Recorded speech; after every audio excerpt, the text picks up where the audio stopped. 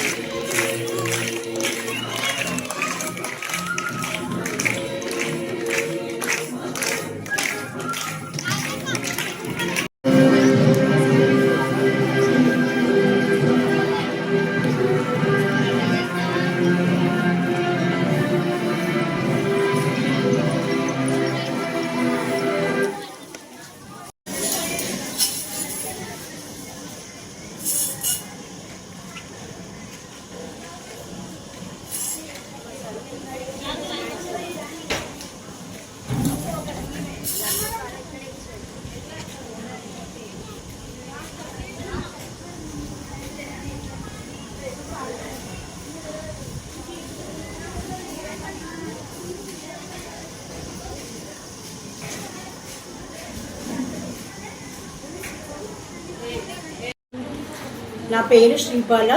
నేను Telangana minority residential school మరియు junior college ప్రిన్సిపల్గా పనిచేస్తున్నాను, నర్సంపేట గర్ల్స్ 1. మరియు ఈరోజు 78వ స్వాతంత్ర్య దినోత్సవ వేడుకలు మన పాఠశాల మరియు కళాశాలలో ఘనంగా నిర్వహించడం జరిగింది.